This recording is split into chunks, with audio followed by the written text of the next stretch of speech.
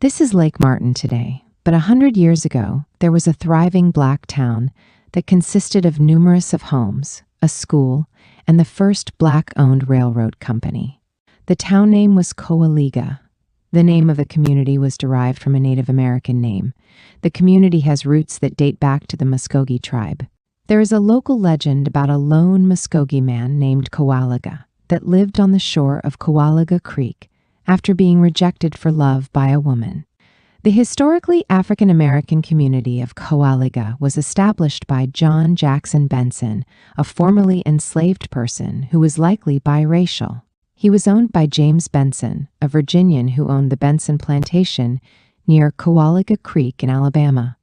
It is theorized by some researchers that Johnbenson's mother was a slave, and James Benson may have been his illegitimate father. When his enslaver James Benson died, and the Benson estate divided among his relatives, Johnbenson was sent to Talladega to continue to work as a slave for an heir. Many of the southern plantations were seized during the war after the passage of the Confiscation Act of 1861. At the end of the American Civil War in 1865, Johnbenson was freed, given a mule, and went to Florida to find his sister and bring her back to Alabama. Benson had been separated from his sister in childhood, and they were eventually reunited in Florida. He had the goal of purchasing the Benson plantation, but he needed money. So Johnbenson moved to Shelby County to work in the coal mines, which could be a fast way to make money at the time. At this point, John went to work for 60 cents per ton in the coal mines of the Cahaba Field in Shelby County. By 1880, 19-year-old John had accumulated $100, an impressive amount for anyone in post-Civil War times, much less a former slave. This $100 was enough money for John to move his family from the dusty coal mines to the rich green lands he once loved and worked as a slave. By 1890, he had managed to acquire on credit 160 acres of the former James Benson plantation. John never wasted a penny, nor was he ever idle an hour. He worked moonlit nights and slept on rainy days. Very hard work, careful planning, and good cotton crops allowed John to prosper in the Kowaliga community. The rich plantations that were once worked by slave labor were falling into disrepair and being worked by the destitute owners who had watched their fortunes diminish. The fields once kept green by slave labor were now being farmed by the landowners and their sons. At harvest each year, John bought more land. By 1898, John owned over 3,000 acres and was using white and black labor to build his new 12-room farmhouse. More than 5 miles of Kowaliga Creek ran through John's plantation. Using the creek as a source of power, John built a brickyard, a sawmill, a grist mill, and a cotton gin and compressing mill. John furnished the land and halved the harvest with the 40 farming families that lived there. 1,500 acres of the richest land were devoted to corn, cotton, and sugarcane. 500 acres were dedicated to pasture land, and the remaining 1,000 acres furnished an abundant supply of pine, oak, and hickory timber that eventually found its way to the saw and planing mills. John and his wife, Julia, were blessed with 3 children, daughters Lula and Maddie and son William. Will was born in Shelby County, Alabama in 1873. He and his sisters grew up watching their dad overcome his struggles, first in the coal mines, then on the farm near Kowaliga. One would think that they were all taught hard work on the farm. They received their early education from their mother, a former slave, and a government teacher who had learned to read and write from her white mistress. John was able to send his 3 children to get a liberal college education. Lula was a student at Fisk University, Oberlin College, and a graduate of Tuskegee Normal Institute.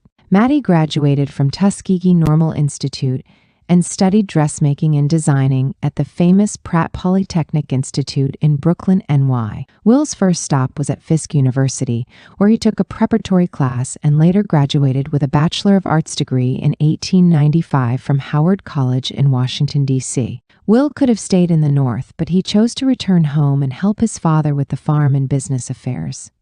Things were still at unrest in the rural South. The year that Will returned from school, at least 8 black men and women were lynched in Alabama. Will could have merely satisfied himself helping his father in the family business.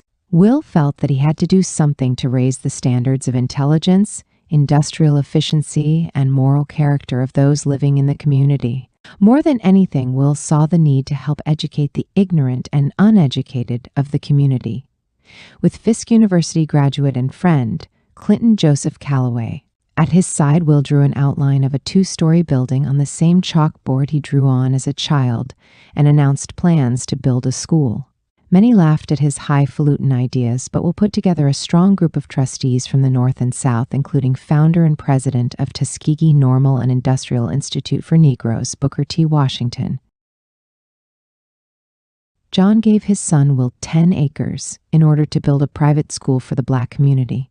The goal in the school creation was for rural students to eventually find industrial work with their new experiences, or alternatively create an educational foundation for these students in order to continue their education at other institutions afterwards. The Kowaliga Academy and Industrial Institute, or Kowaliga Industrial School, was established in roughly 1895. The first building cornerstone was laid in August 1896, and it was incorporated in 1899. The first school building was named Patrons Hall, and it was funded by 70 black farm workers. The first board of trustees for the school during incorporation were John Jackson Benson, William E. Benson, Solomon Robinson, Jackson Robinson, Emily Howland, Mrs. J. L. Kane, and Clinton J. Calloway. Oswald Garrison Villard and Booker T. Washington served later on the board of trustees and advised Benson on developing the community.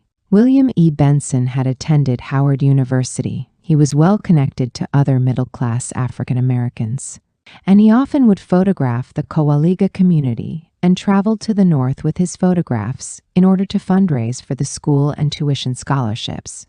William Gray Purcell, an architecture student at Cornell University, was hired around 1899 by William E. Benson to draft architectural designs for Kowaliga, with the goal of expanding their housing and campus. None of the Purcell designs for Kowaliga were built after there was a lynching in the village. The Kowaliga Academic and Industrial Institute campus consisted of wooden structures, and one of the buildings burned down in 1909. But William E. Benson fundraised and rebuilt it. Andrew Carnegie donated us $20,000, roughly worth $500,000 in 2021 for the rebuild, administered through regular payments by the Title Guarantee and Trust Company of New York City. Emily Howland also supported the rebuilding, and Howland Hall was named for her. Isabel Barrows wrote about a visit to the school for the laying of the cornerstone. After 1909, Booker T. Washington stepped down from the board of trustees of the school, in what may have been a falling out with Benson. The school principal was W. Rutherford Banks from 1912 until 1915. In 1912, Reverend John Myers served as president of the school. Other school buildings by 1912 included an industrial training building for boys, a domestic training building for girls, and 2 dormitories, one for boys and one for girls. After William E. Benson's death in 1915, the Kowaliga Academic and Industrial Institute continued to function for another 10 years. In 1900s, William E. Benson, serving as the founding president, added to the Dixie Industrial Company, an industry-centered company designed to put his former students to work locally. The company initially included a modern sawmill, a large turpentine distillery, and a cotton ginnery. The Dixie Industrial Company farming was spread over 10,000 acres. Many of the same northern donors to the Kowaliga Academic and Industrial Institute also invested in funding the Dixie Industrial Company. The Dixie Industrial Company was also a builder of the first black-owned railroad known as the Dixie Line 1914, only 16 miles long and connected Kowaliga to the Alabama Railroad network. The railroad terminus was in Alexander City. After the creation of the railroad line, the company was able to send lumber to the Atlantic port and export to Europe with a focus on Germany. However, due to the onset of World War I in 1914, the Atlantic port closed. The Dixie Industrial Company lost financial control as a result of the port closure due to war. In June 1915, William E. Benson stepped down from the company after pressure from the largest stockholder, Clarence H. Kelsey, of the Title, Guarantee, and Trust Company. Benson was succeeded by New York City lawyer C. Amos Brooks. Benson vowed to take the title company to court over the power issue. Before Will could take them to court, he dies due to unknown circumstances till this day. In 1916, mere months after William's death in October 1915, the Dixie Industrial Company sold timber rights to J. M. Steverson and Benjamin Russell of the Pine Lumber Company. In 1920, the Supreme Court of Alabama heard the case Dixie Industrial Company versus Benson in a lawsuit with John Jackson Benson filing against the Railroad Title Company over a lien on the land. During the lawsuit, deceased William was represented by his father, John. The community closed due to many factors, but specifically the impacts from the creation of Martin Dam, built by the Alabama Power Company, that submerged the town of Kowaliga and Kowaliga Creek to form Lake Martin in 1926. John Jackson Benson had died a few months before the completion of the dam. Other factors that affected the closure included the end of World War I, which affected the financial health of the Dixie Industrial Company, and a drop in cotton prices which impacted the industrial farming community. In those days, many people moved from the area of Lake Martin, fearing diseases like malaria. Today, many of the folks who flock on summer weekends to Lake Martin travel right through the land where Will Benson's school and industrial company flourished. They have no idea of what once existed there. But there are those who do know, the descendants of the children who took their first real steps toward a better life at the old Kowaliga school.